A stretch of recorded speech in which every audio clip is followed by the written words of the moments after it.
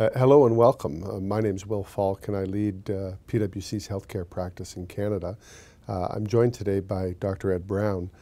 Ed is the CEO of Ontario Telemedicine Network, OTN. Maybe you could start just by telling us a little bit about how OTN started and where the idea of treating people at a distance came from. Sure, thanks Will. It's great to be here, and thanks for taking the time to come and chat. This organization called OTN, or the Ontario Telemedicine Network, has been around since 2006, so we just celebrated our, I guess that would be our 7th anniversary. The network actually is a merger of 3 regional networks that all came together at that time to create a single pan-provincial network to provide telemedicine services. How many patients are you treating this year? Well, we just have some preliminary numbers, so they're not firmed up yet. Our year end is March 31, but it looks like we just hit just over 300,000 this year. How's that grown over the last few years? It's grown pretty aggressively. So we've seen, the average growth has been around 30%, but the last couple of years it's been closer to 50%. And what kinds of things are you doing with patients? Like many fields, it starts out with one thing. In our case, it was that rural telemedicine, which is still the most important thing we do.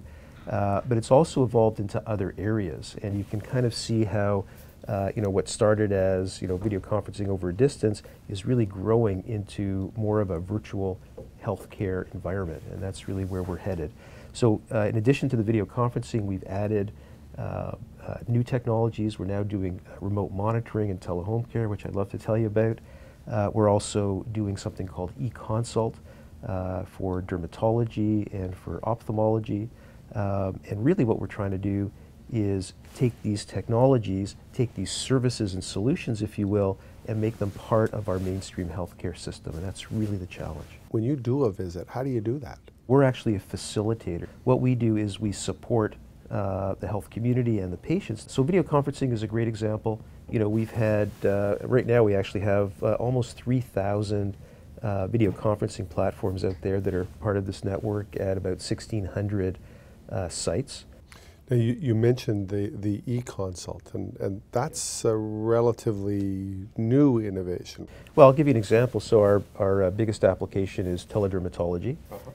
So if you happen to come to your primary care physician's office and you had a funny rash or a mole, the primary care doc would take a picture, add a bunch of information about you, either typed in or by bringing it in from your electronic medical record, and basically send that out using our system. Then the dermatologist would retrieve that, have a look at it, send back their diagnosis and their opinion back to the primary care provider. And how much do they get paid for that? Well, that's a good question. That's changing right now. So they've been able to bill through the OHIP system and be paid back by other pots of money within the government. And as of April 1, just a couple of days ago, there's actually fee codes now in the OHIP schedule to pay just for that. So it's become a real service. The nice thing about it, though, is that this is a communication tool, right? It's a secure communication tool. So if the specialist does have a question that's not answered in the initial referral, they just ask the question back to the primary care provider. They can ask for more information, they can ask for a lab test or whatever it is, which is another kind of subtle but very important part of this, which is a direct communication between primary care and the specialist. Well, Ed, thank you very much for taking the time today to talk to us about Ontario Telemedicine Network, and it's so impressive to see what OTN has done for Ontario and to create a leadership position for Ontario in the world. Thanks for the time today. Thanks for having me.